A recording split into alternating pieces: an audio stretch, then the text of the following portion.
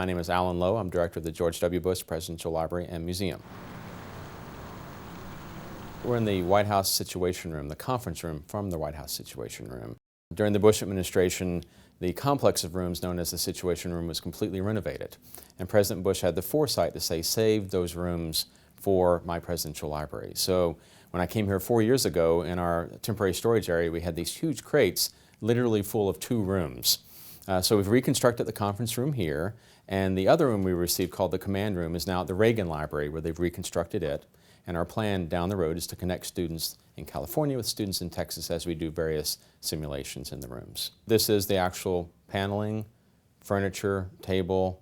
The seal is the only thing we've recreated for the room. And these are all the original chairs. The chair the president actually used is an artifact, so we've pulled that aside, but we have other chairs in here now. He realized that there was a space needed where, when they had a major crisis, that all the advisors needed to gather and to pull information together and get information out as well. So that's the genesis of the Situation Room. And of course, it was used through major crises from then on, as it is still today. This is a place where very important discussions happen. And I think that's the very key part of what we're talking about here, is how do the kids learn how to collaborate and communicate with each other. The first 2 scenarios we're looking at are indeed September 11th and the attempted assassination of Ronald Reagan. So we would have the students here, and they're playing different roles. So perhaps for the attempted assassination, the folks here could be in the conference room, the actual conference room, the Situation Room. The kids in California could be at the hospital, for example. So they'd have different roles in different places. Also, we want to make sure we talk about the role of the press.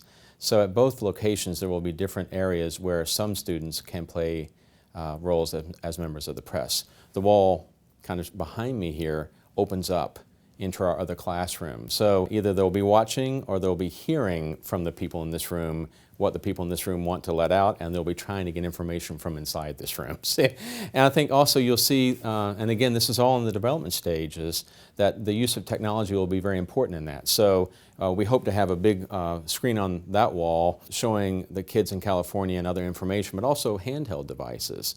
So they'd be getting, depending on their roles, specific information about the event. And then they might also be getting an email from, their press office or someone they know in the press saying what's going on, that type of thing. So how that information is released, I think, is part of that exercise as well. We have to make sure the students coming in here and using this really cool technology know that when President Bush came into this room, there was no big video screen on this wall. Technology changes over time, so nowadays we're very used to saying, well, I'll text someone and ask them that question, right? Or I'll get information out, I'll put it on the Facebook page or whatever. That wasn't available to George W. Bush, and certainly wasn't available to JFK or the earlier presidents. So that's part of the learning is, yes, we do this to engage with the students and to give it kind of a cool element to it, but also part of that is, hey, in the old days, we might have had a fax machine or something, a telephone, something like a rotary phone even, for that matter. So that's, I think, an interesting part of what we'll teach them in this room as well. In the 90s, I was in the central office and saw this real big push to say, how can we be a better teaching resource for our communities and beyond? And part of that almost immediately involved doing simulations. So there'd be recreated areas, White House press areas and so forth, where we do those. But to have the actual furniture and the paneling, to be able to say you're entering into a real historical area that has been transplanted here to Dallas or to Simi Valley, it gives it an extra level of uniqueness, importance, and hopefully the students will understand that they are in a real White House room. This is the White House in Dallas.